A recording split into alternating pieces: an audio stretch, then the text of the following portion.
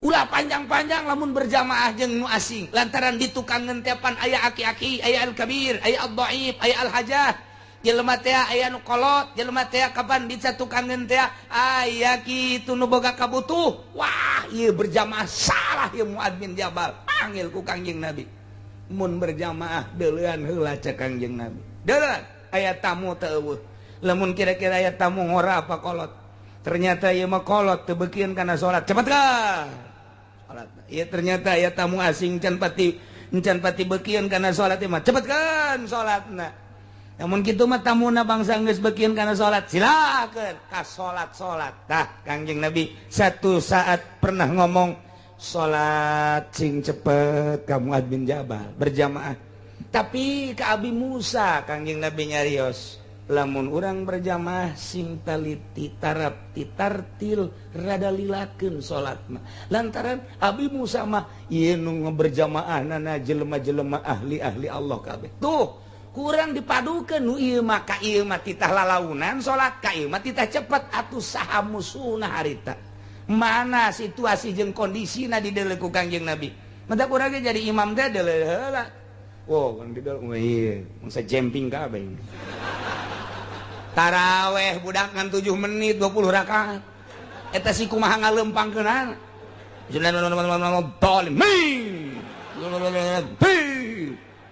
Beres. Batur kakak ka masjidnya geus ngarokok mah. Tarawih enggeus saya geus beres. Insyaallah. Ya Karim. Anu mentak dulu deuleu heula urang ge. Tuh mentak Abuya Cidahu baheula tarawihna hayang sajud sekali tarawih supaya saquran tamat. Teu bareng jeung santri-santri acan, santri-santri bae. Kami keluarga bae. Naon sebab babacaanana dek tartil, dek lalaunan. Kunaon misa atuh bareng bae? Moal kuateun. Tuh misa. Ta eta lah nyaho situasi berarti. Ulah santri ge santri bae, masyarakat kami mah jeung keluarga bae. Lantaran tarawehna dek make Quran. Saquran pan taraweh seperti di Bandung baheula. Kurkura zaman di Bandung ngaji teh saquran taraweh. Sepanjang dongengna kamari ieu mah ditafsiran ku hadis Kangjeng Nabi lantaran Quran mah lain yang dibongkar ku pikiran urang jadi kudu dibongkarna ku ucapan Kangjengna ku hadis geus hadis teh mufassirun lil Quran. Hadis Kangjeng Nabi ge lain hakaneun urang ulah cara Muhammadiyah mah langsung bae neureuy hadis Kangjeng Nabi. Oh jelema beuki jengkol keneh, beuki hulu asin keneh, masih keneh beuki main catur keneh. Dek nyaritakeun ucapan Kangjeng Nabi nu Kangjeng Nabi mah kapan terbuat tina nur nu ucapanana lain tina hawa nafsu layan tiku anil hawain huwa illa wahyu hate sambarang kudu ditafsiranna ku saha ku ahlina deui atuh mujtahid di zaman Kangjeng mah sahabat atuh memang di masana kaharti mangga teu kaharti naroskeun ka Kangjeng ucapan Kangjeng teh ngajelaskeun Al-Qur'an. Beres sahabat teu araya ku tabiin. Di zaman tabiin mah masih haneut keneh ka Kangjeng Nabi. Tapi tahun 2011. Hayuh deka saha mengadu coba urang kuari. Deka saha bebeja kuari. Untuk kebenaran Al-Qur'an sulit. Tafsiran ku ucapan Kangjeng Nabi. Untuk menyatakan kebenaran Kangjeng Nabi maknana hese. Lantaran atuh urang bahasa Arab teu bisa. Boro-boro bahasa Arab, bahasa Jawa, bae Jawa Pekalongan, Jawa Solo sakitu hese. Paling orang bisa Jawana Jawa mau. Arab endi sirah ge? Wede mengkonon. Jawa kos kituan tabatu. Eta mah ngobrol bae sakumaha keur perang. Ngobrol kos gelut atuh kumaha gelut teh budak. Eta Jawa. Mandak ngala awe geulisnya saja we ditanya. Neng di mana? cicing bae neng di mana cicing bae neng saking pundi neng oh mau wah geus leutik hate aing mah geus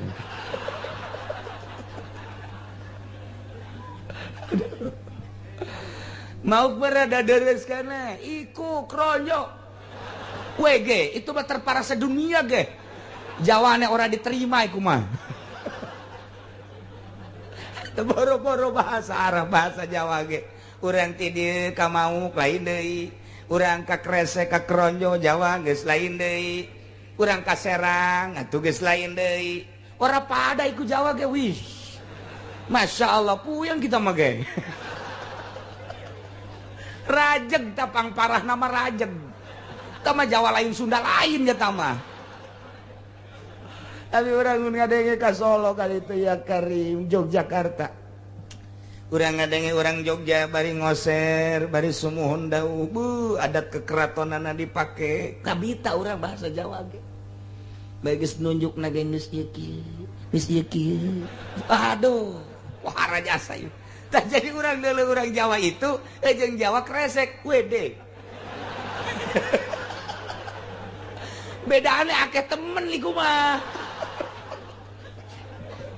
ya Allah urang Sunda we Sunda urang ke Bandung ke Bandung terus ke Garut beda Bandung jeung Garut Sundana beda seeutik gayana teteh nya lugotna nu beda bahasana mah kitu-kitu kene Garut Bandung Tasik beda Ciamis beda seeutik mun kurang ditelek-telek tapi nu beda jasa mah Cianjur beda jasa ieu mah keur geng-genganana bae geus beda lamun di Bandung naon si anjing tapi lamun Sukabumi naon si bagor cenah mah tah tapi lamun Karawang lain deui cenah mah anjing lain bagor lain anjis beda bae anjir eta keur geng-genganana tuh jadi kudu nyaho ka bahasa gengna segala Bogor lain deui tapi Sunda mah kajen ka mana-mana ge nu paling ngeunaheun di dengena mah tetep bae Sunda Rawakidang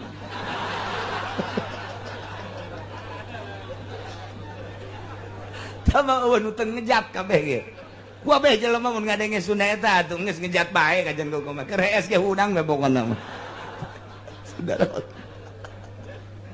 Masya Allah tapi ada emang geus kitu bahasana tuh antepkeun bae Masya Allah dia jeung saka di EWC di bawah teu cek urang teh ieu ngobrol tapi urang ditu mah pan biasa bae eta teh ditanya ku kolotna EWC di bawah teu ka dieu di pohara cek urang teh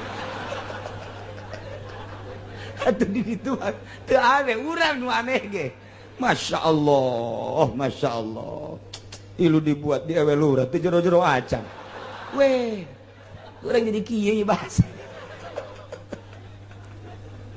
tah urang keur carita jadi di Tangerang mah nu poharana jasa aya Jawa napang poharana Tangerang Sunda napang poharana moal aya lah di dunia kos kitu moal teh moal tah Melayuna tuh kitu sarua bae urang ngadenge Melayu bolak weh gua mah lu cari da igok di sini mana aya Melayu make igok mana aya atuh geus kitu bae tau waduh Melayu geus parah jasa tah mah geus tah eta aya di Tangerang kabeh tah ya Allah tah dek tafsiran Al-Qur'an kudu paham heula hadis Kangjeng Nabi dek tafsiran Kangjeng Nabi kudu paham heula bahasa-bahasa mutaid lantaran naon pan bahasa Kangjeng Nabi mah jawamiul kalim iraha Kangjeng Nabi nyarita rawi ieu mah kieu rawi ieu mah rawi mah kieu bari motif hukum anu sarua tapi beda-beda lantaran Kangjeng Nabi neuleuh saha nu diajak bicarana nu diajak bicara ieu mah kieu nu diajak bicara ieu mah kieu bicara ieu mah kieu aya jelema laporan ka Kangjeng Nabi begitu laporan ka Kangjeng Nabi soal berjamaah kumaha laporanna ya Rasulullah aya jelema embung berjamaah jeung Muad bin Jabal aya kitu kunaon beuh nya nambah babacaanana panjang jasa terutama salat subuh Kangjeng Nabi dinya langsung ngereket eta mah munda faring jelema Muad bin Jabal kudu dibawa ka dieu deui dek disidang lain hayu kena berjamaah jelema endahan teu berjamaah kudu jauh salat mah ulah panjang-panjang lamun berjamaah jeung nu asing lantaran di tukang ngentepan aya aki-aki aya al-kabir aya ad-dhaif aya al-hajah jelema teh aya nu kolot jelema teh kapan di tukang ngentea aya kitu nu boga kabutuh wah ieu berjamaah salah ieu Muad bin Jabal panggil ku Kangjeng Nabi mun berjamaah deuleuan heula cek Kangjeng Nabi deuleuan aya tamu teu eueuh lamun kira-kira aya tamu ngora apa kolot ternyata ieu mah kolot teu beukeun kana salat cepetkan salat ieu ternyata aya tamu asing can pati beukeun kana salat mah cepetkeun salatna namun kitu mah tamuna bangsa geus beukeun kana salat silakeun ka salat tah Kangjeng Nabi satu saat pernah ngomong salat sing cepet ka Muad bin Jabal berjamaah tapi ka Abi Musa Kangjeng Nabi nyarios lamun urang berjamaah sing taliti tarapti tartil rada lilakeun salatna lantaran Abi Musa mah ieu nu berjamaahnana jelema-jelema ahli-ahli Allah kabeh tuh kurang dipadukeun nu ieu mah ka ieu mah titah lalaunan salat ka ieu mah titah cepet atuh saha musuhna harita mana situasi jeung kondisina di deuleu ku Kangjeng Nabi madak urang ge jadi imam teh deuleu heula wow kan dideuleu ieu mangsa jemping kabeh taraweh budak ngan 7 menit 20 rakaat eta si kumaha ngalempangkeunana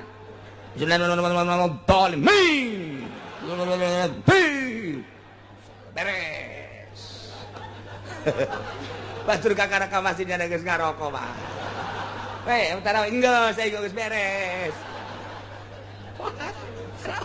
insyaallah ya Karim anu madak dulu deuleu heula urang ge tuh madak Abuya Cidahu baheula taraweh mah hayang sajud sekali taraweh supaya saquran tamat teu bareng jeung santri-santri acan santri-santri bae kami keluarga bae naon sebab babacaanana deuk tartil deuk lalaunan kunaon misa atuh bareng bae moal kuateun tuh misa ta eta lah nyaho situasi berarti ulah santri ge santri bae masyarakat kami mah jeung keluarga bae lantaran tarawehna deuk make Quran saquran ban taraweh seperti di Bandung baheula kurkura zaman di Bandung ngaji teh saquran taraweh teh teu dipilih santri anu kira-kira embung babaca panjang teuing ka masjid anu saquran bismillahirrahmanirrahim kabeneran giliran 3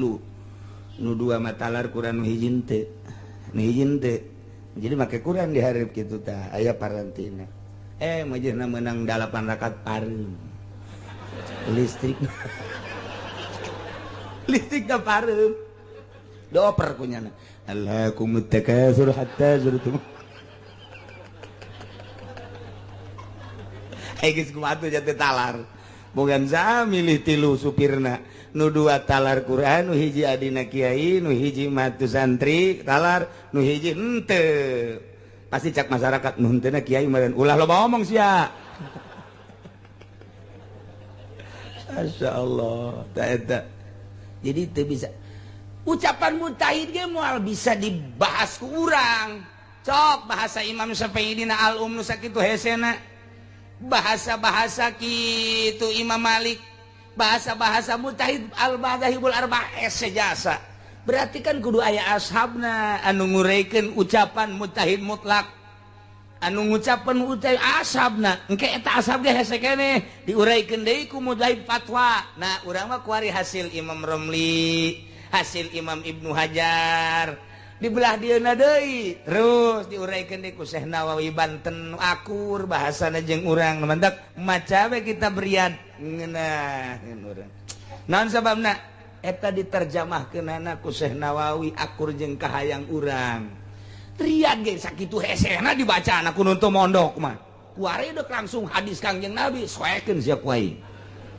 hese mah kumaha kitu ucapan Kangjeng Nabi teh mantak innamal a'malu binniyat ucapan hiji Kangjeng Nabi cek Imam Syafi'i innamal a'malu innamal sihatul a'mal binniyat innamal sihatul amal pasti sahna beramal kudu make niat di mana teu make niat teu sah tapi Imam Maliki mah kumaha tafsiranna lain innamal sihatul amal atuh innamal kamalul amal binniyat sampurnana amal kudu make niat teu niat ge jadi ngan teu sampurna coba eta tinggal urang ka dieuna Pak Gedruk geus ya usoli bidah cek Amin Rais bidah sia cek urang teh sampurna sia ayo angadu terus teh sampurna jeung naon kitu ngaranna teu repeh datang ka kuari Muhammadiyah anaon eta lantaran teu paham ucapan Kangjeng Nabi tapi lamun paham mah sia kunaon atuh teu make niat aing mah berpahamna mazhab Maliki aing mah jeung Hanafi mah enggak aing mah Syafi'i atuh Syafi'i mana sia urang pondok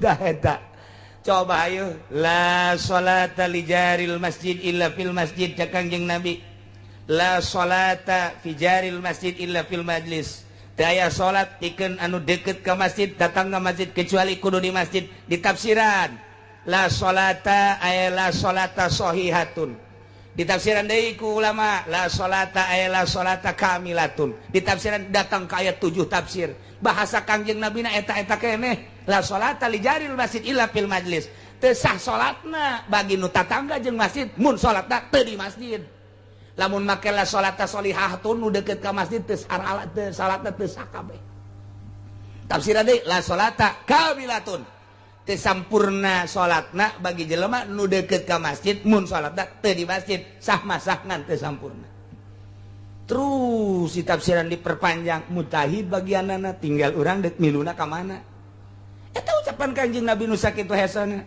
tah ucapan ai urang mah deuk milu ka mana kanu teu salat bae masalah geus cek nu teu salat teh ribut bae segala sah segala teu samaning aing cek jeung teh geus ulah dimasalahkeun ulah salat sia blon eta ucapan Kanjeng Nabi sok tafsiran anak saha nu mampu nafsiran gitu dia lain sa tafsirna nya ge ditanyakeun eta nu mantak inna masihatul amal naon ta Imam Syafi'i teh takdirna gitu ngadalil ngadalil berbagai dalil dan argumentasi memperkuat bahwa innamal amal teh make sihatul amal usul fikih teh bagianna ieu nu mantak innamal amal lima sihati mal kamalul amal naon ngadalil dengan berbagai temuan-temuan hadis Kanjeng Nabi dan lain sebagainya dijieunlah kaidah Masya Allah kuari ucapan Kanjeng Nabi diomongkeun ku jelema nu tilok bake kopiah asana ceulina digertak kaji ku aing keur carita ulah sambarangan Quran jelaskan ku hadis Kanjeng Nabi jelaskan ku ucapan mujtahid jelaskan ku kiai geus atuh kitabna masyarakatna kiai sakitu bae geus hese-hese tuh kitab urang keur leumpang tuh berarti kiai teh kitabna masyarakat aju kuari kiaina dibere sekupi ya kitab kudu dibelem ya belum ya kitab ya teu beres ya sekupi ya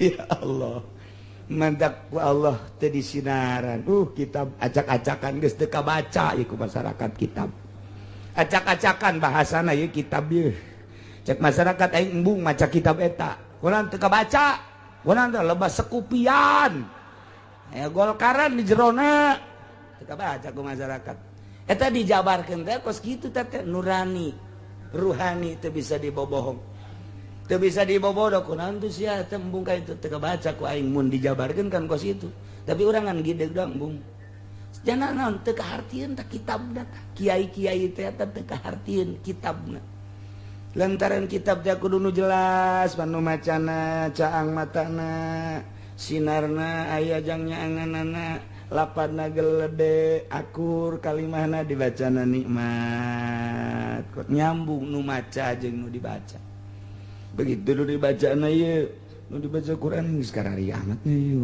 kunaon ieu asana salah ieu kunaon kahujanan ieu Quran karendem asana ngahiji kalimah-kalimahna ieu ngahiji heuh ngageblek ieu aya naonan teh sekupi jeung sering ka pendopo meureun ieu Quran ieu kajen ku kumaha ge dibere ku atut sakali istighosah 3 juta aja teu kabaca ieu kitab tuh eta teh kan penjabaran kula mengajabarkeun ngan teu ngomong ruhani teh kos kitu matak teu kapake ngaji di lembur di tongtrongan datang ka peupeus tongtrong henteu datang kunaon teh atuh teu kabacaeun ku masyarakat teu kabacaeun ngageblek sia ye kitabna teu kabacaeun coba lamun kabaca mah iya tuh moal saha anu teu nyambung nurani mah tuh nurani mah nyambung jeung nurani deui ya tuh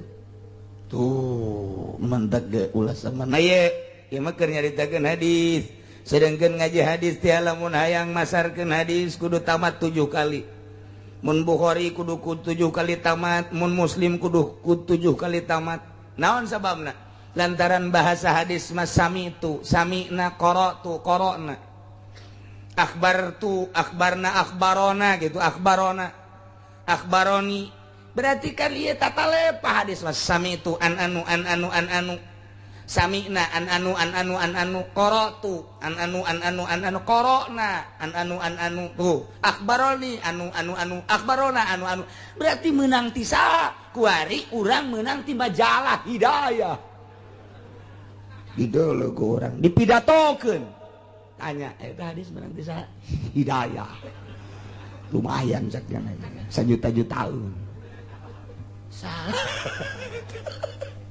jadi geus beunang ti koran segala ti majalah ai jang sakadar maca sorangan mah atuh itu salah mah masalah tapi ketika dibikeun deui teu meunang hadis mah kudu nyaho ti saha ieu hadis dan mada kudu ngaji ge mondok atuh sararia itu mah rondok tah gara-garana mah mendak teu nyaho tah mun hayang nyampekeun deui secara khusus ieu kudu 7 kali naon sababna hiji hadis besi aya nu kaliwat macana jeung maknana hiji hadis aya nu keur nundutan engke berarti sami nana poho sami tuna lalagaan berarti nah eta teh hiji hadis sabukhori kudu kadenge bener ti mimiti macana datang ka maknana naon kudu nyaksian urang di guru berarti kudu 7 kali karak silakan namun kakarak sakali doang encan bisa kieu macana an Abdillah ngariwayatkeun ingsun saking Abdillah teu meunang kitu tetep den riwayatakeun saking Abdillah tuh ngaji hadis ge aya istilah-istilah namun urang geus bisa 7 kali geus siap tempur urang teh meunang an Abdillah ngariwayatkeun ingsun saking Abdillah berarti tidinya teh kapisa urang ti saha ngariwayatkeun ingsun teh berarti geus ti guru kaditu an Abdillah kalayan inayah ti Gusti Allah alhamdulillah dina wengi ieu urang kempel di dieu nina raraga nu teu jelas undangan pertama walimatus safar 2 poe diralat deui silaturahim 2 poe deui diralat deui kumaha ka haji bae ai sia kumaha sih ya dage geus teu kakaper puyeng meureun lagi alhamdulillah deuk nu mana bae ngaji kene geus urang kuari kumpul di dieu lepaskeun kepentingan lepaskeun muatan lepaskeun segala rupa nu pejabat baju jabatanana gantungkeun di tangkal awi ulah bawa ka dieu anu partai gantungkeun di tangkal rambutan ulah aya polisi periwit nabikeun ka monyet urang kabehan kuari ulah make baju-baju eta hiji we ngaji beres ja polisi ge moal salilana jadi polisi bakal paeh geus paeh bakal ditanya abri moal salilana mamawa balok di dieu ai hayang membawa tuh di kolong balok sia bakal paeh sarua bae nu di partai nu di pamarentah kiai bakal paraeh geus paeh moal ditanyakeun naon amal perbuatan amal ai kiai ona mentah geus jelas cara batu amal-amalanana jonggal poe maca Quran mun aya nu ngondang tapi tak bangsa sieu eta aya we nu ngondang maca kulhu we nu ngondang tilok ya Allah ku bloon teh kiainya atuh kiai bloon atuh komo sia ablaul bloon sia mah urang lepaskeun maksudna gerage yuk urang ngaji mah neangan ilmu menuju ridho Allah Subhanahu wa ta'ala. Lamun urang nyaritakeun ngaji kula boga dongeng. Baheula di Turki aya hiji anak raja awewe geus gelis jasa berarti tah kan lamun kieu mah ya kumaha eta gelis gelis biasa bae. Lamun ditanya kumaha eta gelis gelis rada naik tapi ya mah gelis dong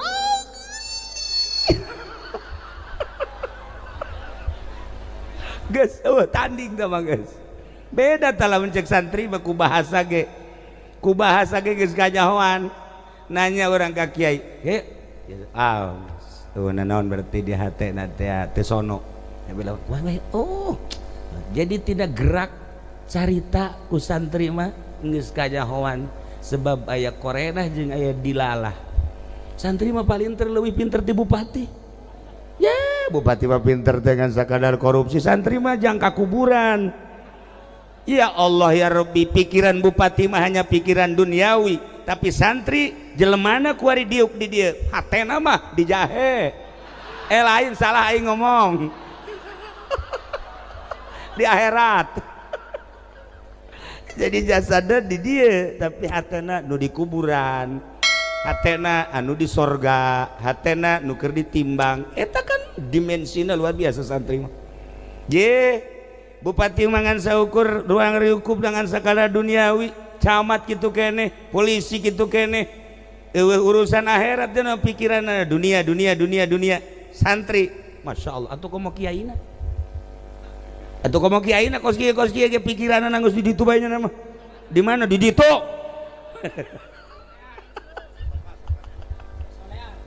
ya Allah. Nah balik deh awewe anak raja masya Allah masya Allah carita gelis teh kan di dieu mah di Cilejet hese neangan gelis atuh hese lamun kamari ka Maroko pikiran kula di Maroko teh jelema wah harideung sebab Afrika pasti kajadiku kumaha ge ieu beungeut seeng kabeh tapi barang datang ka ditu ya Allah gareuli sore di Maroko teh ternyata Afrika Utara mah paruti deket ke Spanyol tinggal nyebrang 20 menit naik feri datanglah ke Spanyol. Masya Allah nya jarangku paruti irung mararancung bulu mata berhenti cikula di luar dugaan je orang Maroko orangnya paruti baru legarelis begitu dek balik ke Turki Haji Pendi mah embung balik iya dah embung balik jangan main mau mal balik cenah kunaon hayang di dia bae ai kitu dek naon Mang Haji garelis jasa cek cenah hayang mah betah di dia heuh atuh betah ge ke pikir heula Mang Haji bogoh ka urang di itulah kasia bogoheun teh ternyata teu bogoheun balik sia teu bogoheun sanu bogoh tuh kepotongan kieu ya Allah lah iyalah taya gareli gelis da pohara anak raja oh lamun geus carita anak raja gelis atuh sugih aya dinyan wawasan aya dinyan harta aya dinyan geus eueuh cawade eta anak raja nu gelis teh geuring muriang masya Allah kari mimiti medis dokter nu mana bae dipanggil kadinya tensi darah bere obat datang deui dokter di scan bere obat geus puguh di ronsen bere obat tetep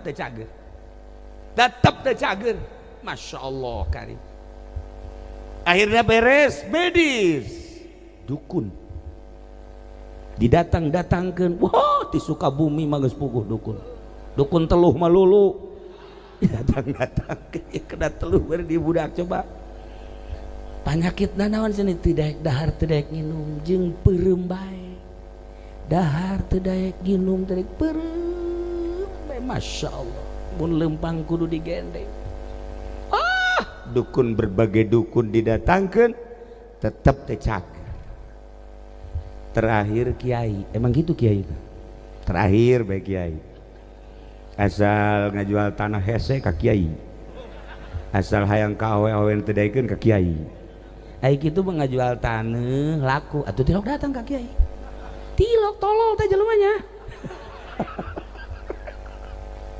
aju kiai marah tuh ulah emang kos gitu kiai mah zaman Kangjeng Rasul di berbagai daerah bahkan negara datang ke Kangjeng usul berbagai permasalahan Kangjeng langsung nunggu wahyu diselesaikan ku Kangjeng namun Kangjeng seperti eta dilanjut ku para khulafaur rasyidin seperti gitu dilanjut ku para tabiin dilanjut ku hari ku para ulama warasatul anbiya datang di berbagai daerah Waalaikumsalam naon nih incu leungit minta cai jakina teh incu dah umur sabaraha umur 17 lalaki tahu awewe alah atuh ieu mah ku cocodot nih ka kiai datang dah aju kiai dah kok atuh biasa bae sapira mere cai ya minum beres ngesul hese-hese Waalaikumsalam ceri subuh-subuh salat mencan naon lemel kotor leungit cenah di mana leungitna di imah si leungit kula hudang geus ngajemblong lawang atuh sia mah penting teu hudang emang tilok cenah urang mana sia Cilejet goblok sia tah mere cai deui atuh kos kitu bae terus geus we Waalaikumsalam naon di mana tetangga beladinya naon kuda dek hajat isuk minggu ayo naon tuh ka dieu minta cai supaya ulah hujan terus gitu panda ayo benta cai kasih eta tah bere cai hujan mah gebrek bae eureun anu biasana hujan tas lohor ieu ti isuk Masya Allah ai bere cai nu bener ji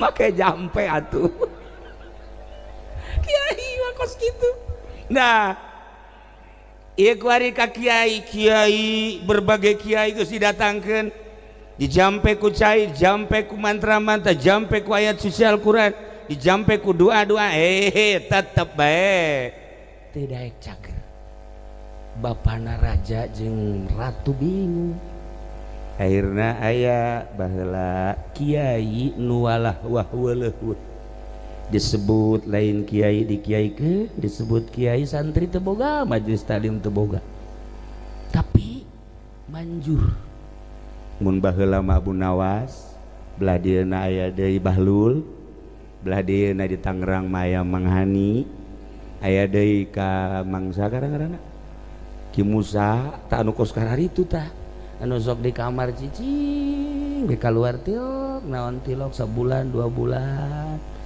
ke sakali kaluar didareulekeun ku jelema tah besi di dieu salaki ibu kitu di jero kamar bete keluar-luar nah ieu geus ada bu ye tanya gede hutang meureun sugan teh ibadah horenganan kreditan teh anggeus Masya Allah nah aya tak kiai model gitu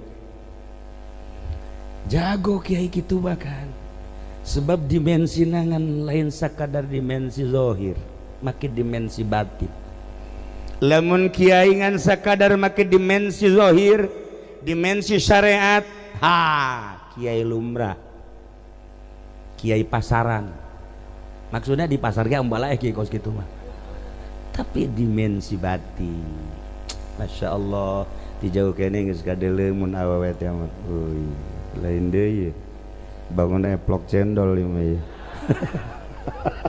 tah sia tah mah tah ieu kiai datang begitu ku kiai dijampe tidak bentar tiup tidak bentar tidak Neng coba bentak. Neng pernah teu ka Mesir? Pernah teu ka Yordan? Pernah teu ka Baghdad? Pernah teu ka Mekah? Daek teu diajak ka Mekah? Ka Baitullah. Madinah pernah ka Madinah? Daek teu mun diajak ka Madinah ziarah ka Kangjeng Rasul? Pernah teu ka Uzbekistan? Bentanyan, hah?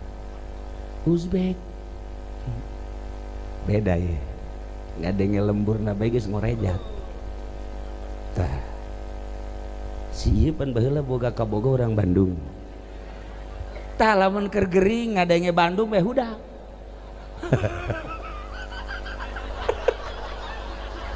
Hudak cenah. Kakara kayak ngadenge Bandung na doang. Aduh langsung bernostalgia inget, oh Masya Allah, tak iya gitu barang ngadenge Uzbekistan langsung udah. Neng pernah ke Uzbek? Pernah. Daek mun diajak ke Uzbekistan, daek. Oh, bebe ajak ka tuan raja. Ieu mah diobatan ku dokter medis moal cager, diobatan ku dukun mantra-mantra moal cager, diobatan ku kiai moal. Ieu mah kudu diajak ke Uzbekistan. Kok bisa gitu? Tuturkeun be cager gerage.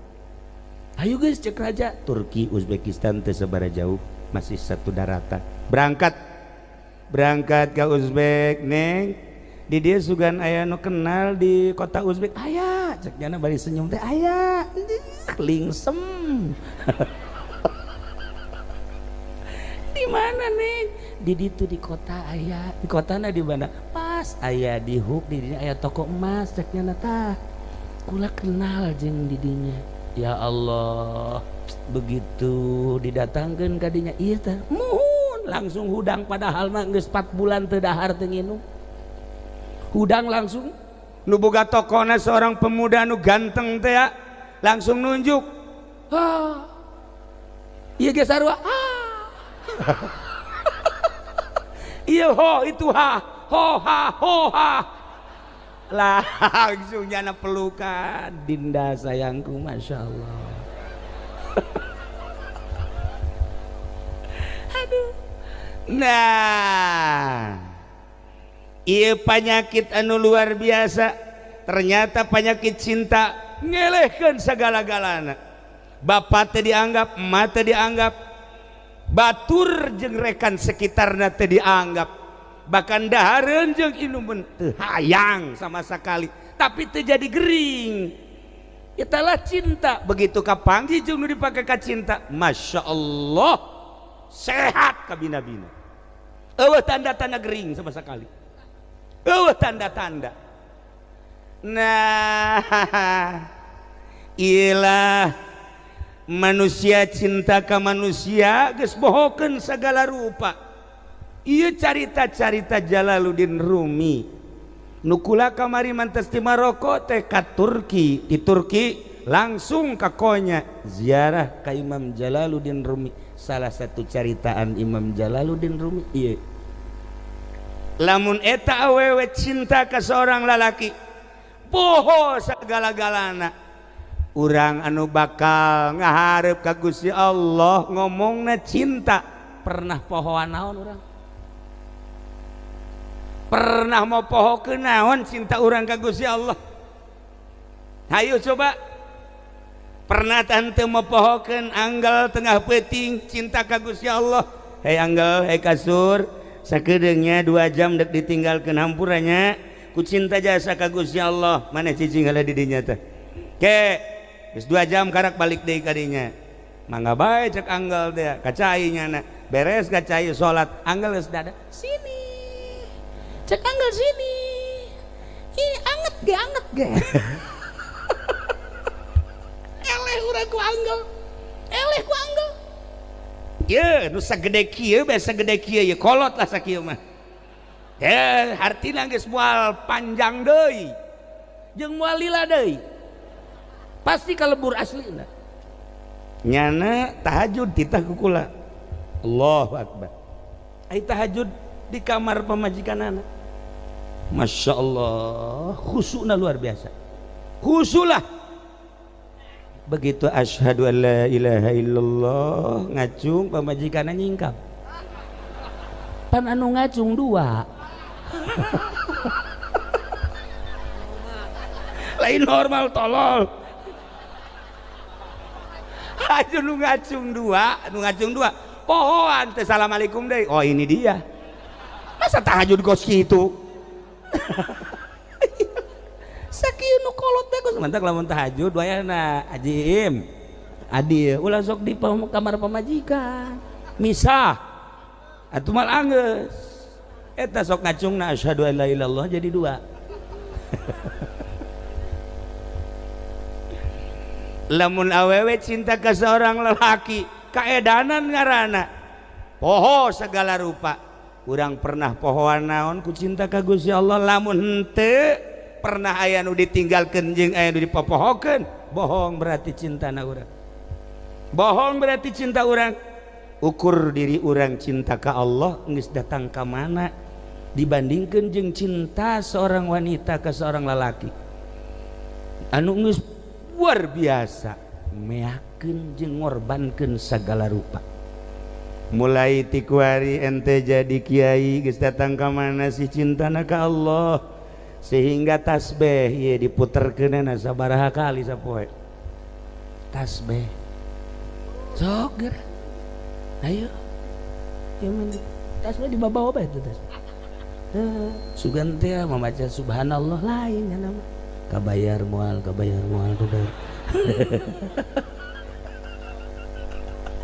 beres.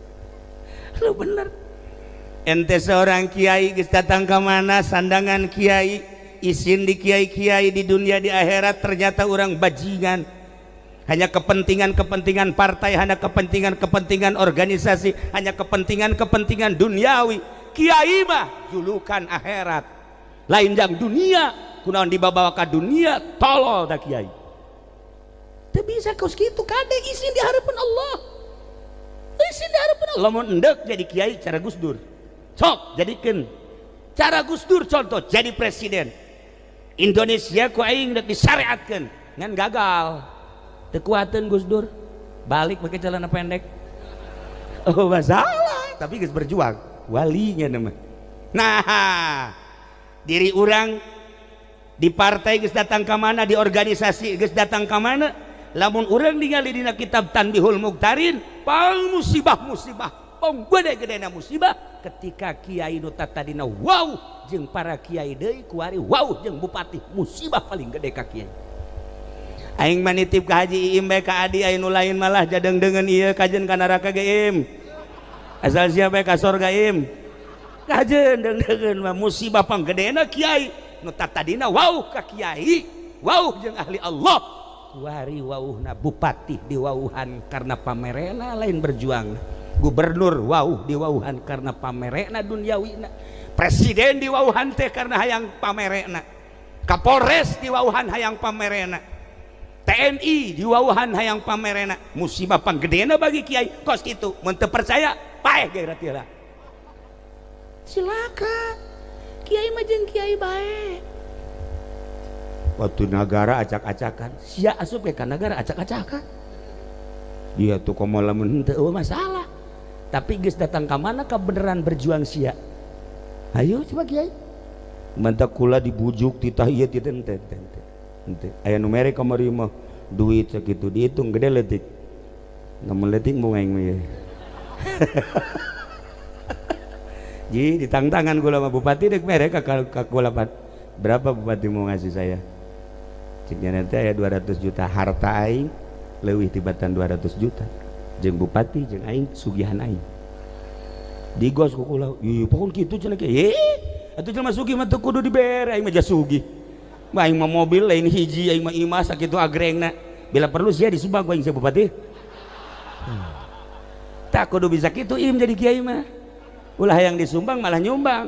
Ayo besi jalan kurang bagus bejakeun ka camat sumbang ulah kudu camat nu nyumbang besi susah camat jang naon duit jauh dibawa ke akhirat henteu mending bangunkeun ka jalan. Maksudna kunaon eta Pak Bupati? Ieu masyarakat geus mengemis. Kami cenah ieu blok deui. Aing mah asana sedih ngadenge kitu ja. Aing bae nu lain camat sedih atuh komo sia meureun camat. Ya Allah ya Rabbi ta camat kasedih bejakeun atuh ka calon bupati.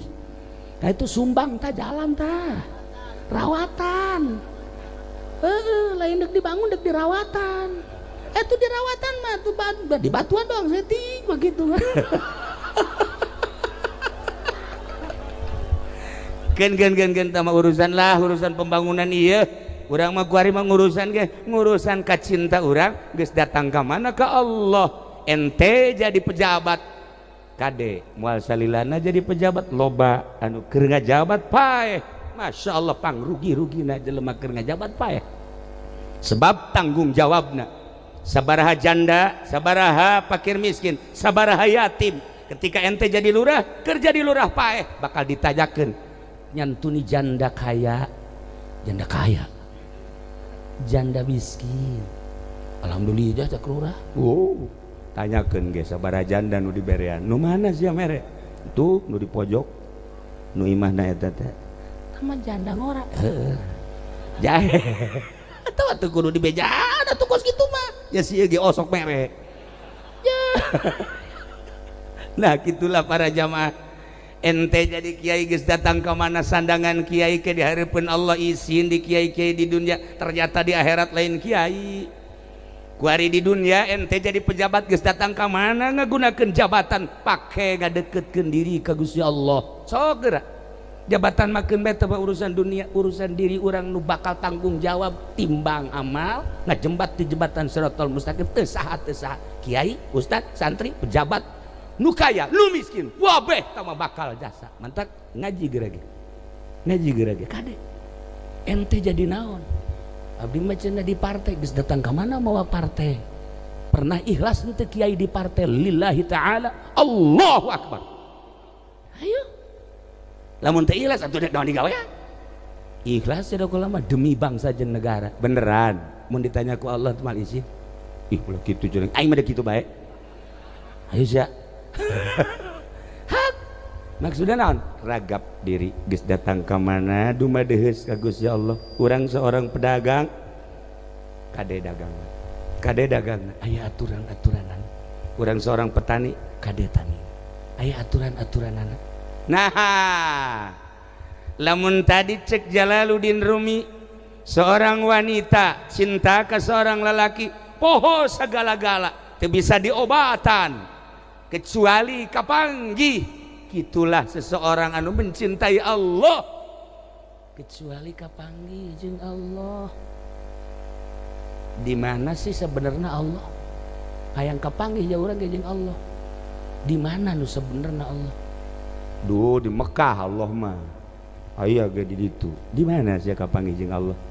Apan urang ka Mekah teh ya, ka Mekah eta teh menuju Baitullah. Baitullah eta bait didapatkeun ka Allah, imah Allah. Artina aya Allah lah di dinya.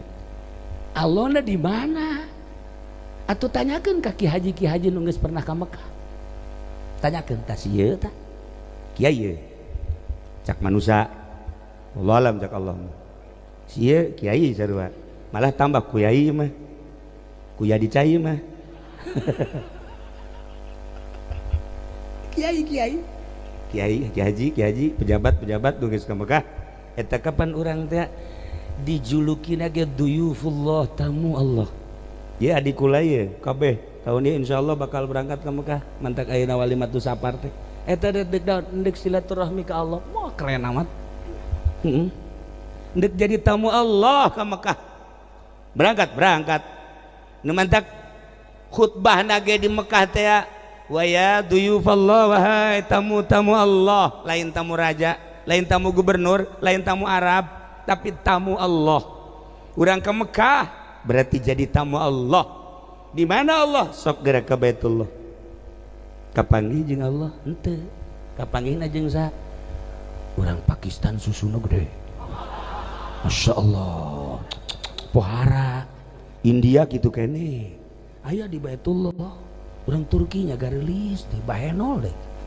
tah kula barengan jeung ieu ka Mekah ye bareng tah jeung ieu kabeh tah bareng-bareng lah kunaon eta keur toab masyaallah nyekel HP shooting Allahumma imanan bika wa tasdiqum bi kitabika wa tasdiqum kula greget sakajana teh nya mah di shooting nya tuh geus teu inget ka Allah kan berarti ingetna teh ka gambar ya tasdiqum bi kitabika wa wafa'um bi ahdika wa tiba'an li sunnati nabi terus masya Allah geus beres teh atuh nah aya cenah ke di dieu cenah teh urang bisa nempoi jang saksi goblok teh coba eta kolot-kolot eta masa kos kitu toab ya Allah mantap kula ngadoa ka Allah ya Allah ya Rabbi Gusti hampura abdi mamawa jelema model kos ge kahareupeun Gusti hampura sugan teh teu kieu Gusti ieu mah hiji bae lah pangleungitkeun tah HP-na cek ulah teh supaya isuk toab ulah di shooting deui alhamdulillah diijabah pas isukna teh ngalamun bae nya di hareupeun hotel kieu maji kunaon ngalamun HP leungit sekolah teh diijabahi ku Gusti Allah geus leungit kabeh Yordan Mesir pada teh ka Yordan ka Mesir wabeh beak di HP eta ludes kabeh cenah ngalamun bae eueuh kabeh Mesir eueuh Yordan eueuh Mekah Madinah eueuh kabeh sakian boga sakian boga pagawean naon nya bisa leungit pagawean naon sia teu sopan di Baitullah si shooting-shootingan karangnya engah ieu sakieu geus kolot ge kos kitu tah pagawean ieu contoh nu teu hade ieu nah lamun aya jelema datang ka Semarupil Qurhi Waalaikumsalam di ka mana ente ulah hayang kapanggih jeung mama maksudna doana kula dek berangkat ka tanah suci sia ka tanah suci deuk naon cicing nya iya dek laksanakeun ibadah haji maksud ibadah haji deuk naon ya hayang kapanggih jeung Allah jadi ditu makom ijabah hak ke balik ti Mekahna wae ditanya kapan itu sia jeung Allah jeung kiamat ti guru aya satu doana bae kiai supaya kapanggih hai doakeun datang ke Mekahnya Nabi aing ke mun balik ti Mekah ditanya ku guru kapanggih teh jeung Allah kumaha aing ngajawabna ieu kapanggih jeung Allah kumaha masya Allah beres ada munggah haji datang deui ka imah ka Baghdad tanyakan ku Syekh Maruf geus ka Mekahna entos kumaha sehat alhamdulillah dahar geunah ngeunah jasa cekeun aju aya teu ieu babalajaan sajadah meuli ceknya teh susur meuli alhamdulillah balik deui sia ka Mekah teu sah sia ibadah haji kos kitu pan bisa teu sah masa balik ti Mekah sih dongengna dongeng HS dongengna dongeng meuli teko koneng masa ti Mekah meuli tiung dongeng teh ai ka Mekah mah kapan kapanggih jeung Allah ai sia dongeng teh masya Allah dongeng nyamin di ditu dongeng engkeuy-engkeuyan leumpang ka pasar toap masya Allah lain heuheuh sia tah goblok jadi lamun hayang jaho jelema mantas di Mekah hebat henteu ieu hasil ibadah hajina tanyakeun geura tah tanggap ku urang kumaha ente di Mekah alhamdulillah masyaallah kula mah eta di Mekah ngeunah HS geus berarti HS bae teh jelema di Mekah alhamdulillah cenah kula mah hotel ge tarariis di Mekah teh ka beneran jasa berarti urusanna jeung awak alhamdulillah cenah dahar ngeunah nginum ngeunah pohara jasa teh jaritakeun kapanggih jeung Allah mah tuh iya bae nya ge kitu meureun anyar balik umroh tanya ditanya kukul kapanggih jeung Allah henteu jeung onta kapanggih iyalah para jamaah kaum muslimin wal muslimat rahimakumullah ternyata di Baitullah lain sakadar Baitullah tetapi ini adalah tempat ibadah ke Allah nu paling deket aya Allah lain di Baitullah baik tetapi paling deket hadirna Allah di dinya ulah sambarangan di dinya mah di Baitullah mah makom ijabah dideleukeun ku Gusti Allah lain di dinya mah di mah dagangan di dinya nu luar biasa mantak tingkah manusia ucap manusia pagawean manusia bener-bener keur disaksian ku Gusti Allah. Nah balik ti Mekahna lamun jelema ngan sakadar caritana carita urusan dahar patali jeung awak, carita sare patalina ngan sakadar jeung awak, patalina jeung tiis patali eta mangan sakadar jeung awak, meuli baju meuli pakaian patalina jeung jang awak bae. Mana sih nu patali jeung ruh kolbu ka Gusti Allah irah. Nah nu kudu dipikiran teh eta hese lantaran kacinta urangna henteu sakumaha wanita tadi nu di Turki mencintai seorang lelaki nu di Uzbekistan poho sagala-galan.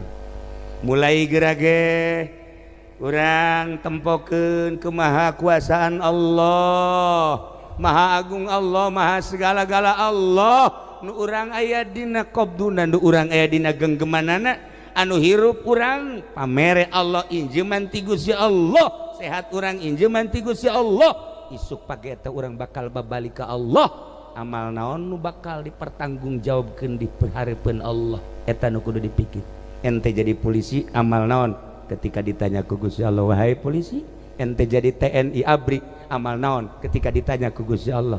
Ai kafir mah geus puguh kafir mah, ente makan muslim, ente makan mukmin. Iman ka Allah kudu disiapkeun pertanyaan-pertanyaan tersebut jawabanana. Yehehe ya Allah ya Rabb. Dah ieu nu mantak jelema di mana-mana daek masantren eta teh yang mempersiapkeun aing kumaha engke geus bae. Ngora keneh umur 15 tahun, umur 20 tahun sakola geus siapkeun keneh. Dek ka mana sakola? Dek ka UI, UII, ITB dan lain sebagainya siapkeun, kolotna geus siapkeun. Tapi di benak hati santri lain eta sakola mah alah sapira sakola engke aing namun paeh waduh tanggung jawab di hareupeun Allah tah murnina santri kos kitu. Kadeleuna mah santri teh jelema padahal mah eta penghuni sorga. Mun hayang nyaho ka penghuni sorga tah santri. Kadeleuna isuk-isuk nya nama carang mandi. Eta je udang cileuh bae gede mandi dieu. Eta can mandi can naon geus meuli wuduk pantolol. Tapi eta penghuni sorga nu sabenerna mah. Ji lamun hayang nyaho penghuni sorga teh eta santri. Lamun ibu bapak hayang nyaho ke penghuni sorga tah ka dieu isuk-isuk ka kaubong ka dieu. Ceng, aceng teh sorga barau amat ceng. Atuh biasa Bu, penghuni sorga mah bau. Cenah seungit. Engke di sorga. Ieu mah karak calon doang Bu. Oh, lain deui ya ambeuna ieu mah. Alhamdulillah saminggu kula can mandi Bu. Para jamaah kaum muslimin wal muslimat rahimakumullah, sok geura ge asupkeun ka dieu. Heuh nya. Loba jasa nu gagah nu kukula osok didongeng-dongeng. Di Tangerang di Pasar Kemis aya gagahnya lurah, nya gagahnya sugih, Lurah Madzen. Maot ngadadak.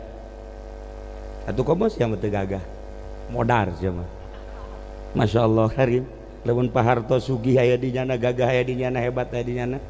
Maut RT mah koit.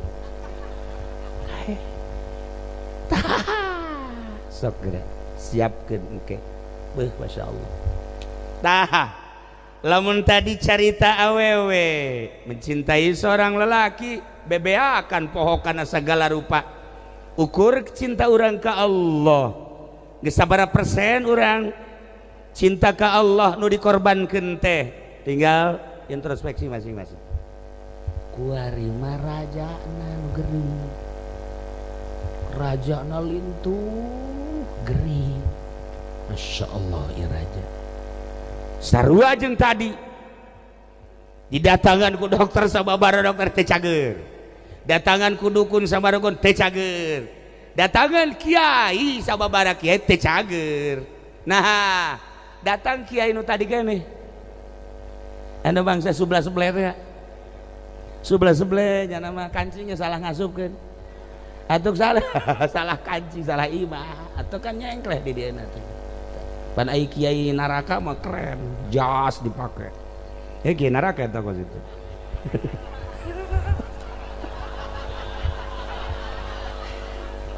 Ai kiai sorga mah cuek. Sarap-rapna wae lah.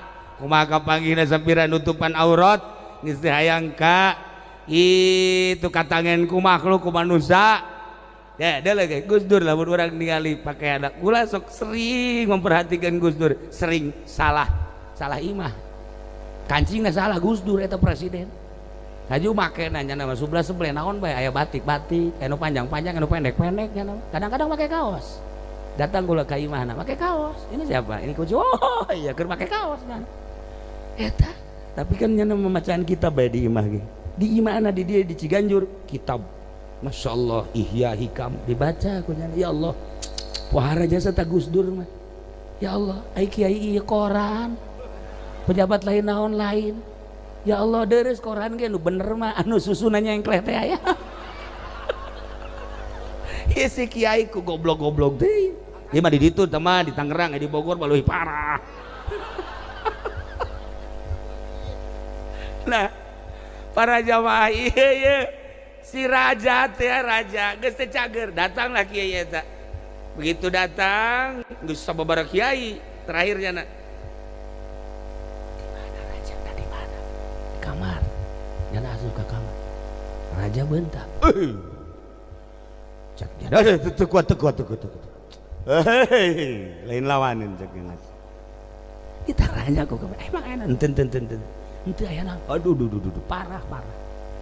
Maksudnya parah aku coba bejakan kira-kira marah moal raja mun bejakan. Coba tanya ke raja, Tuan Raja pajak Tuhan jana parah cek kiai ieu aju kira-kira mun bejakan marah apa moal sok bejakan naon coba lamun nu neluh saha nu neluhna lamun nu nyihir saha tukang sihirna lamun penyakit medis coba kumaha carana coba moal marah. Datang deh ke kiai kadinya. Tuan Raja, ternyata umur Tuan Raja 28 poe deui. Hah? Lo bener. Nurutkeun sikula 28 poin makanya tadi ndek marah moal. Mun kira-kira marah mah moal kula moal ngabejakeun. Lantaran tadi titah bae cenah moal marah. Umur Tuan Raja 28 poe deui. Masya Allah, cak raja. Lagi satu nuhun, cak kiai nuhun. Langsung jana ke pamajikanana, ke asistena, sajadah turunkan sajadah. Sajadah amparkan, tasbih lu gede. Ayo bawa kada tasbih, susur, ulah nu letik sagede perep. Ayo kada. Dibawakeun.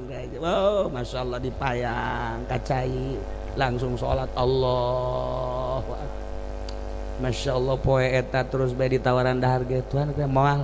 Wah naon hartina dahar 27 poe deui aing. Geus teu kudu dahar teu kudu nginum moal. Aing ala kadar jang nangtung bae mah heulanan. Aduh langsung sapoe kakarage 2 poe. Wo teu eureun salat maca Quran maca sholawat teu eureun zikir. Geus teu meunang aya nu ngajakan ngobrol ka jana geus baca sholawat. Allahumma sholli ala sayyidina Muhammad wa ala ali sayyidina Muhammad. Allahumma sholli ala sayyidina Muhammad wa Allah.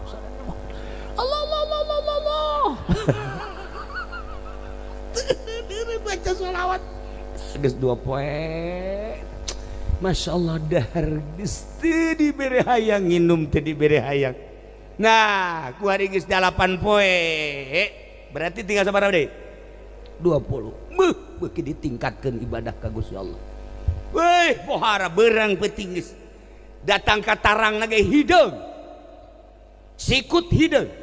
Tuur hideung. Urut sujud bae ka Gusti Allah.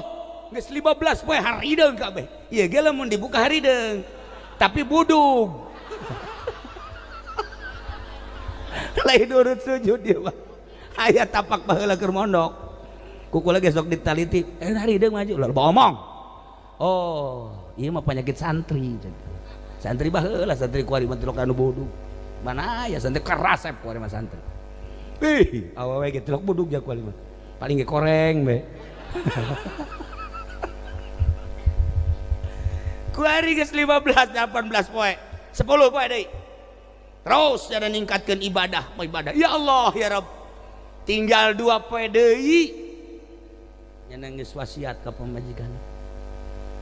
Kiai eta tilok mislek di mana nyaritakeun sakaligusnya nama bener bae. maka bapak kuari nyerahkan kerajaan sok saha nu hayang ke anak besi anak hayang mangga bapak geus coplok tina kerajaan.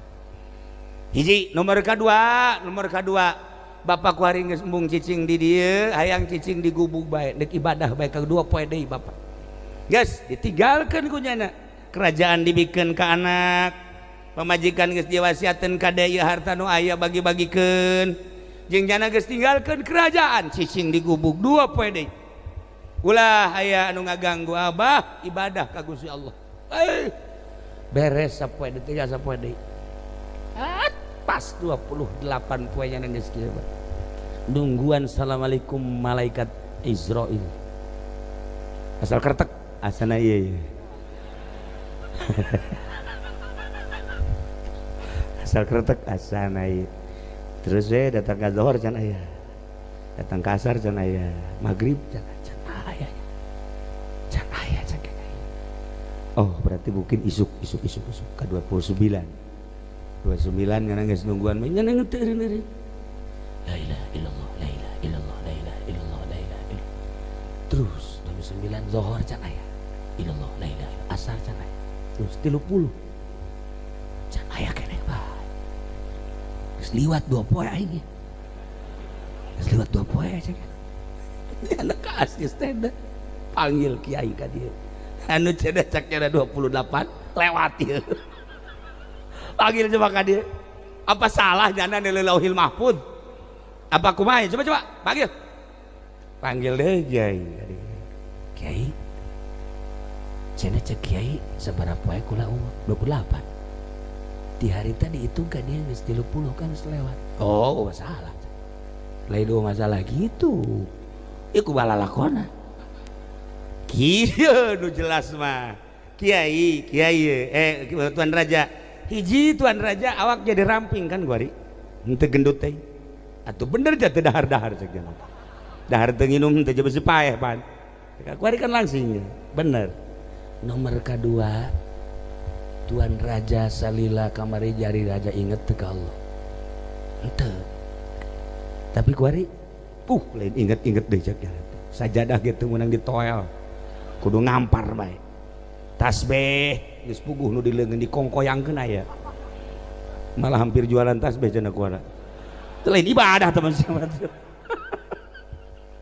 lah eta rahasiana kuari tuan raja nu kamari jadi raja pernah teu inget ka Gusti Allah teu pernah tapi ayeuna pernah kuari inget bae ka Gusti Allah kamari jauh jeung Gusti Allah tapi kuari kamari iraha tuan raja sodakoh tapi kamari makan nitah dibabagikeun ka pemajikan bagikeun ka fakir miskin bagikeun ka tetangga lantaran 28 deui bakal paeh nah kan kehadean tuan raja nya salat bae nya zikir bae nya maca Quran bae nya maca sholawat bae haju sodakoh teu eureun-eureun betapa luar biasana awak haju jadi hampang keuntungan tuan raja luar biasa bener aya kitu nama tapi kan tuan kiai ngabohong ulah cerita ngabohong kieu tuan raja datangkeun ka 40 poe sok geura bakal aya rahasia 40 poe sok digubuk cicing di dinya ibadah teruskeun sakumaha eta bakal aya sesuatu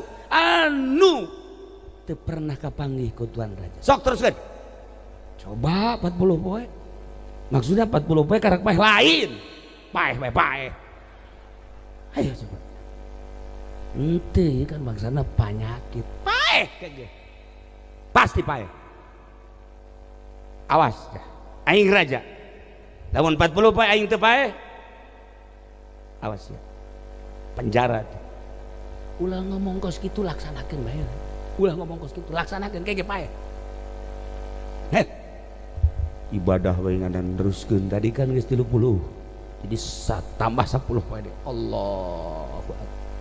Allah beres baca Quran zikir suatu kuari geus 35 datanglah ke 39 begitu datang ke 40 Masya Allah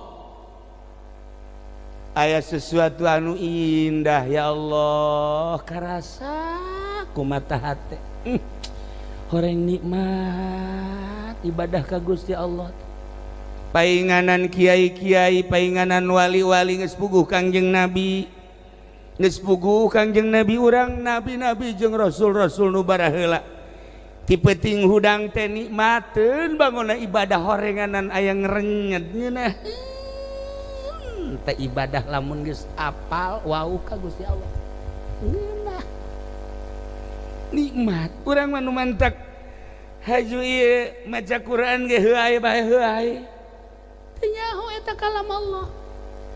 Tapi bagi kula lamun aya nu hees keur ngaji kula mah bersyukur ka awak kula keur ngaji mingguan misalna atau malam Salasa aju murid hees kula geus nikmat perasaan udah mana kiai bisa nikmat berarti aing bisa nenangkeun jelema lain sembarangan berarti aing ge lu batak mesti aya kiai di dieu aju ngaji mingguan malam Senenan cara kuari aju murid hees bae ulah dihudangkeun eta kiai hebat berarti geus memberikan ketenangan ka murid sehingga murid nu hees nya ada di dinya eta kiai lain sembarangan rantai kabeh habak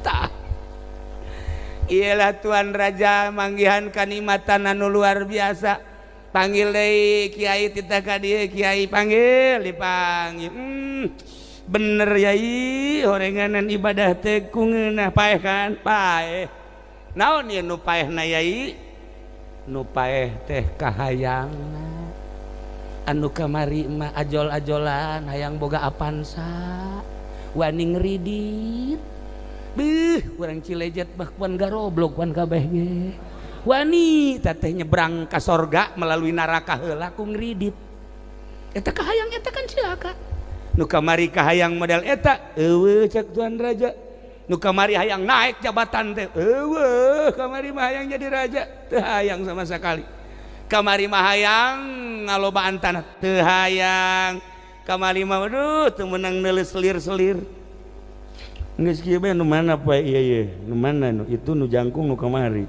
nu pendek nah iya bangunna ieu semampai ieu bagus ieu hitungna kitu kuari mah teu hayang neuleuh awewe kos neuleuh kadal bae maksudna kumaha tuh kadal urang lamun urang keur diuk aya kadal teu biasa bae sugan urang kerenyet resep ka kadal teu henteu atuh henteu tar batak urang lamun geus jadi ahli Allah awewe liwat ka dieu atuh biasa bae jajar ora ieu kecuali geulis lain deui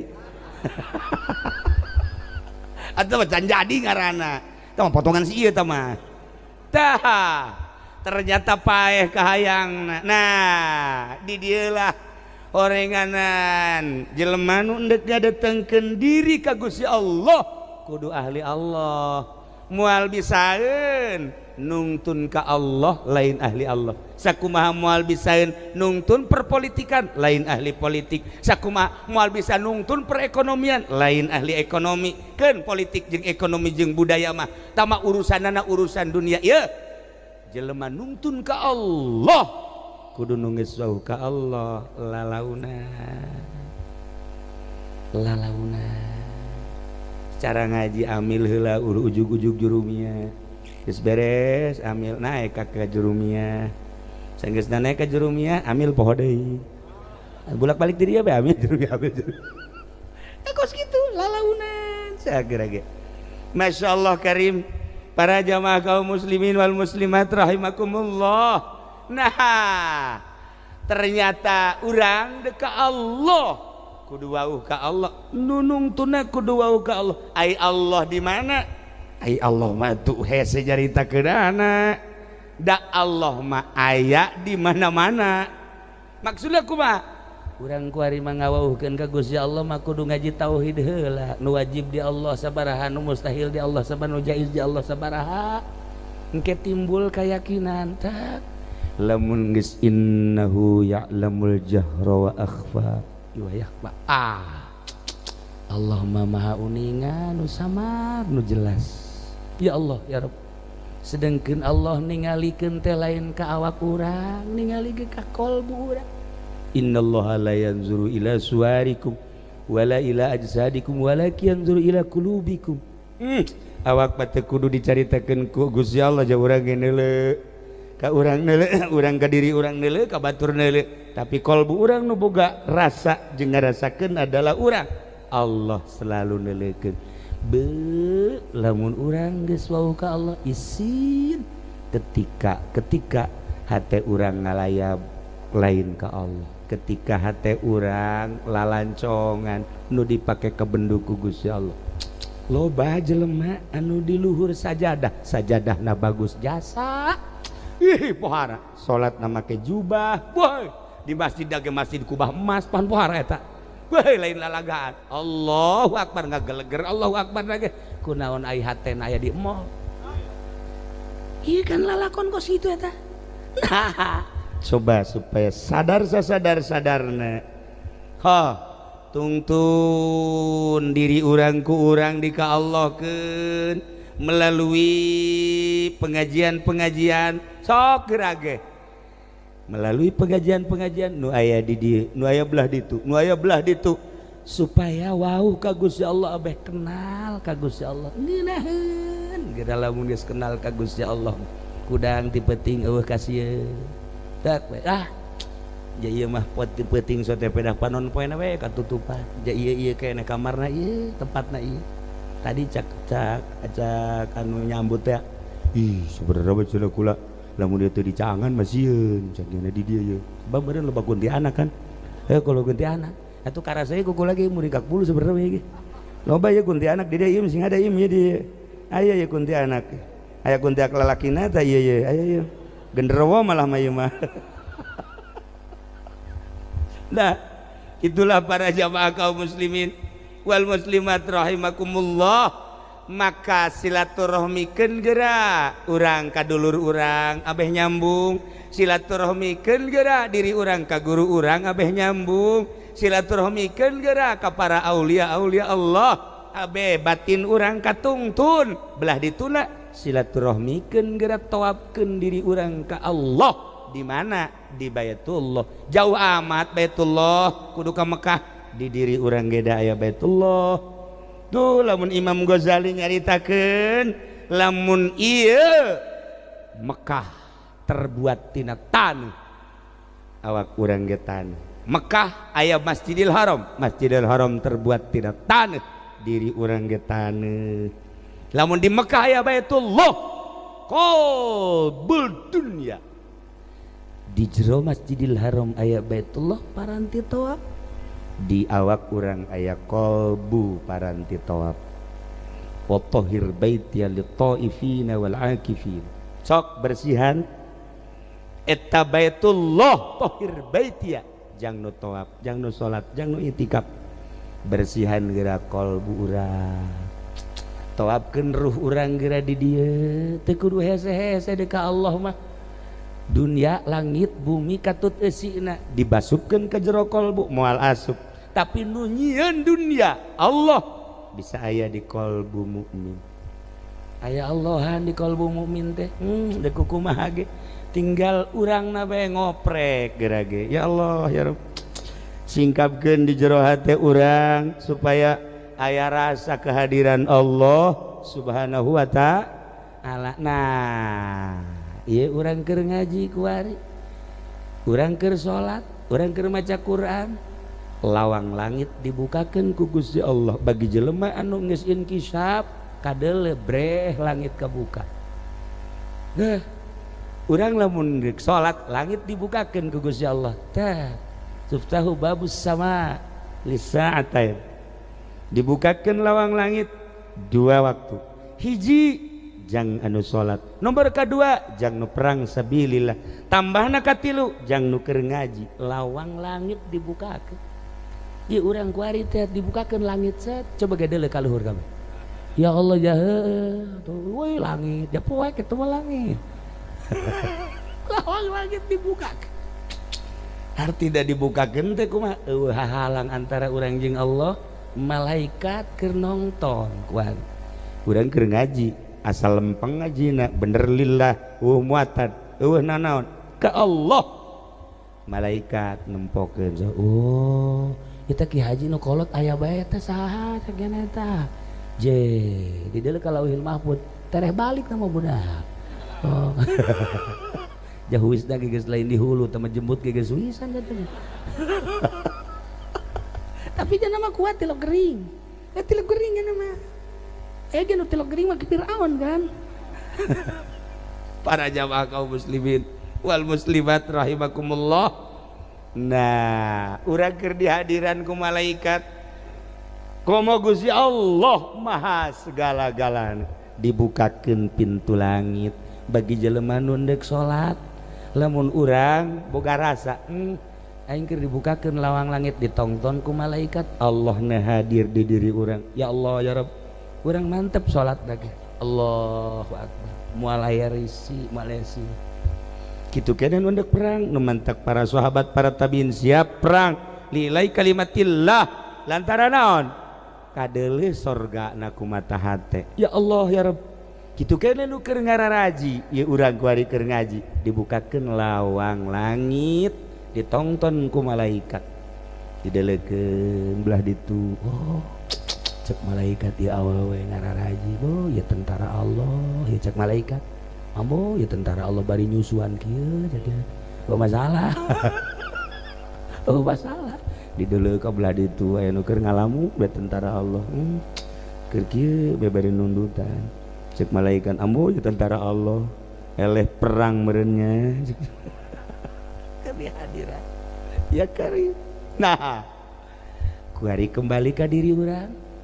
Ternyata horeganan Allah mababarieun segede Raja Harun Ar-Rasyid, segede raja anu tadi dicaritakeun, segede Gus Dur, segede Raden Patah, segede Raden Syekh Syarif Hidayatullah, segede Syekh Maulana Hasanuddin jadi raja, segede Syekh Maulana Yusuf jadi raja. Anu unikna jadi wali. Masya Allah deket jasa ka Gusti Allah. Raja aya di nyana, wali aya di nyana. Indah amat hirup kos kitu. Hah, susah aya di sieu, bajigan aya di sieu. Rugi amat. Tunjuk-tunjuk ke mana sih? Rugi jasa orang. Mantak tadi gua liwatkan kadinya teh. Set. Cek kula jalan ke mana cenah ieu ge? Cilaku. Kok dek jalan ka Cilaku? Aya babaturan gua di dinya tah. Saha aya Kiai Haji Nawawi Putra Kidul Pani, urang caricing di dinya salat. Bener tadi di darinya salat. Itu batur kula guru malah mah. Guru pernah dibere pelet kula kunyana. Ai kula manjur nyana nu merena henteu.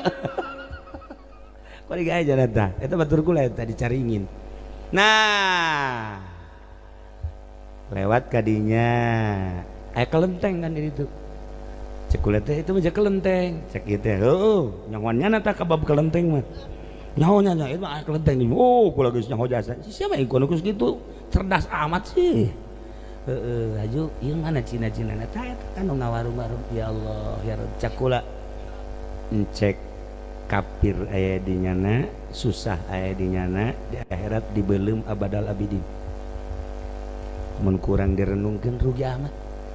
Namun kuari nyana kaya, kapal boga, kereta boga, segala rupa aya. Aju di akhiratna nyana ka neraka. Kajen geus senang jasa di dunia na, hayang awe Singapura aya heg. Hayo hayang mana? Hayang nu Prancis aya, Paris aya, hayang nu luar negeri aya. Maksudna luar negeri teh hayang anu kitu Afghanistan aya, kuari mah ambal aya. Di Indonesia teh di Indonesia aya kuari. Ngurikak bulu urang lamun urang mengamati tentang wanita-wanita nu sok dibeli teh naon ngaranna? Awe anu sok dibeli naon ngaranna? Naon? Tuh nyahoan jasa. Ya kari. Aduh budak kosok beren, masya Allah. Kunyahoan deh itu. Ya di Indonesia ya kan kumaha ya. Ente hayang orang Cina embal aya di Jakarta. Ulah di hotel HI. Di hotel HI tingkat sabaraha? Kahiji, kadua, katilu masih aman, kaopat masih aman, kalima, kagenep kaditu geus aman. Jehe mangku mah gitu. Geus puguh hotel-hotel anu Amerika nu kamari jadi huru-hara dan lain-lain sebagainya teu dicaritakeun lah. Eta hotel anu sakitu bae geus mohara jasa. Geus puguh hotel Marriott mah. Aya hotel Marriott. Sia mah Maerot goblok. Dasar osok meureun ieu mah nya. Potongan Maerot ya. Ya Allah ya Rabb. Nah, iya hayang orang Jepang aya, Cina aya, geus puguh Singapura, geus puguh orang pribumi Karawang, Subang, Bandung, ambal aya di Indonesia. ya orang Cilejet ge aya eta bangunan. Hayu coba ko iya orang India ambale orang Arab ambalaya hayang urang mana geus pugu India geus pugu Uzbekistan ge buah loba Maroko loba jasa hayang urang mana perwakilan di urang teh awe belian ambalaya loba jasa. Nah kuari urang sugih nya Cina nya kafir sugih belian di akhirat dibeuleum ge wajar. Ai tadi nu kaliwatan susah aya dinya ngarokok ge make daun kaung terapi-rapi di akhirat dibeuleum saneng-neng rugi amat. Pan ari urang dieu mah sanajan ka neraka ge engke dicabut deui. Misalnya orang dia ya tilok sholat, misalnya tilok puasa, itu ku Allah misalnya di neraka kan wajar lah nya. Saya mau bangun embung teh gitu, sholat tilok karena neraka embung, ku masih. Nah, misalnya juga neraka, tapi tetap baik kan geus beak mata dosa-dosana. Ka surga aja urang mah aya syahadatan. Sebab aya Allahan dia orang aya Muhammadan di dia malah wauh jeung kiai-kiai. Ye. Itu pada lain lalagaan kos gula mah indah jasa tah lamun kos kitu jelema asup ka sorga aya nu kaduhung jasa di sorgana ceurik bae di daratangan kan kiai ikan sorga mohon kok sediheun amat ya sediheun amat di sorga masyaallah lain sedih-sedih deui kunaon aya waktu-waktu nu dipake poho ka Gusti Allah teh dipake zikir duh mun hayu terus bae pake zikir ngeunaheun jasa caknya tanu pohona waktu teu pake zikir asana nalangsa teh masyaallah pohara jasa eta pohara tah kos kitu tah jadi berarti kan lain lalagan tah zikir ka Allah inget ka Allah teh tambah nilai engke di sorgana sehingga anu poho nyana jadi sedih eta hiji tah jadi kaingetan ka kula nomor kedua aya jelema deuk di kanarakakeun lantaran teu boga amal timbang amal salat ngaplek Tuhan puasa batul mah Ramadan nya mah tilok komo Rajab mah tilok jasanya mah geus salat batur mah salat lebaran mah osok mah tilok lebaran ge tilok puasa zakat haji komo sedekah mah geus tilok mabok aya dinyana segala aya dinyana cek malaikat kana rakakeun keheula cek anjing Nabi ulah waka bae engke heulana sugan aya amalna ceng maneh salat mah tilok muhun puasa tilok zakat tilok ngaji pernah henteu sugan muludan cara polisi hadir doang kan nya mata polisi henteu cekna polisi mah surga lah aja hadir nya ge ngaji tuh cuman teu pernah kula mah mun jaipongan eta kula insyaallah koprok kula bandar insyaallah remi ya alhamdulillah itulah anak buah kula termasuk polisi pengamanan eta alhamdulillah so tolol sih alhamdulillah siapa gua amalan sekali mohon sekiranya teh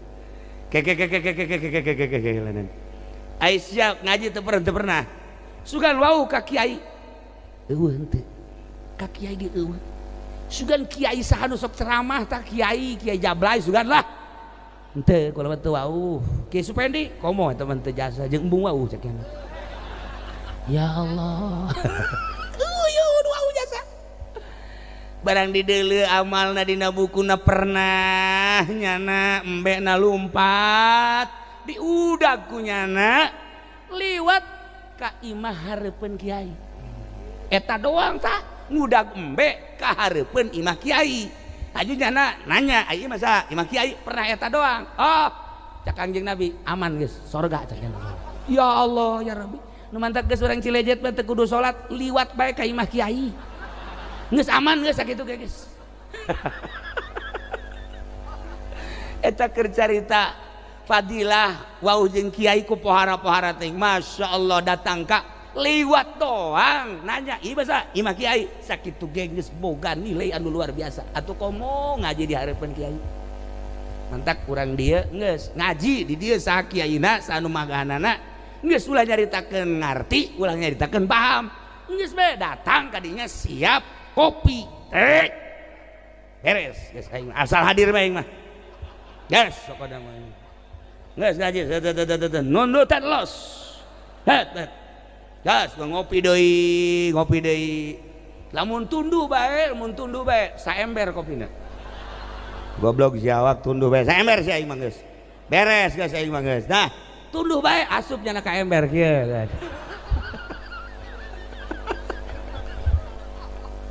lah ya keuntungan ada ngaji seperti eta batak di Indonesia mah alhamdulillah jasa kula mah eueureun-eureunna terus bae dakwah teh geus puguh muludan geus puguh rajaban geus puguh penutupan pengajian terus ngaji ngan kayak disurtil ngaji nu bener jeung nu bener ai kitu mah bangsa muatan politik muatan negara lain ngaji teh mah kos kitu ieu mah nu lempeng ngajina nu bener-bener ngaji teangan anu bangsa ngaji-ngajina jang kepentingan lain ngaji teh mah kos kitu maksiat teh mah aya nu rupa salat padahal maksiat ngeri urang nu rupa zikir padahal maksiat ngeri urang rupa ngaji Quran padahal maksiat ngeri urang rupa ngaji di majelis salim padahal maksiat ngeri urang teangan supaya nu bener-bener ngaji menuju ridho Allah subhanahu wa ta'ala. Para jamaah kaum muslimin wal muslimat rahimakumullah, malam ieu alhamdulillah ngaji dengan judul silaturahim. Kula kabehan di Cilongo ka dieu kabeh saadi-adi lantaran ngalayat kapun adi Haji Im khususna umumna ka besan di dieu umumna pisan ka ahli-ahli di dieu. Mudah-mudahan kumpulna urang di dieu dicatet ku malaikat, dijadikan sebagai umat Kangjeng Nabi Muhammad sallallahu alaihi wasallam tur menang ridho Allah subhanahu wa ta'ala. Sakali deui doakeun pun adi di dieu, doakeun besan di dieu, doakeun para kiai di dieu, tur urang ngadoa jang kabehan mudah-mudahan urang aya dina ridho Allah subhanahu wa ta'ala, urang maot husnul khotimah ke di akhirat urang bareng menuju surga di bawah bendera Kangjeng Nabi Muhammad sallallahu alaihi wasallam. Nah, pangaosan dina wengi ieu dicekapkeun sakitu randapan tina materi nu tadi dibahas tentang cinta. Geus datang ka mana urang cinta ka Allah dibandingkeun jeung awet tadi. Nomor kedua, hebat amat seorang raja. Kok raja bisa tepikeun kawauh ka Allah? Ai urang geus datang ka mana ngawauhan ka Gusti Allah. Mun hese bae teangan saha nu geus wauh ka Allah deukeutan menta cara-cara minimal urang wauh jeung ahli Allah subhanahu wa ta'ala. Allahumma shalli wa sallim ala sayyidina Muhammadin fil awwalin wal akhirin. Barik wa sallim wa radiyallahu ta'ala an sadatina ashabi sayyidina Rasulillah ajma'in. Amin ya Allah ya rabbal alamin. Allahumma arham ummata sayyidina Muhammad, Allahumma ajbur ummata sayyidina Muhammad, Allahumma aslih ummata sayyidina Muhammad, Allahumma farrijan ummati sayyidina Muhammadin sallallahu alaihi wasallam. Allahumma anfa'na bima 'allamtana wa 'allimna ma yanfa'una wa zidna ilman wa yaqinan wazidna ilman wa yaqinan wazidna ilman wa yaqinan walhamdulillahi ala kulli hal wa na'udzu billahi min kulli hali ahlin nar. Rabbana taqabbal minna innaka antas samiul alim wa tub alaina innaka antat tawwabur rahim wa shalli wa sallim ala jami'il anbiya'i wal mursalin walhamdulillahi rabbil alamin wallahul muwaffiq ila aqwamit thariq. Wassalamu alaikum warahmatullahi wabarakatuh.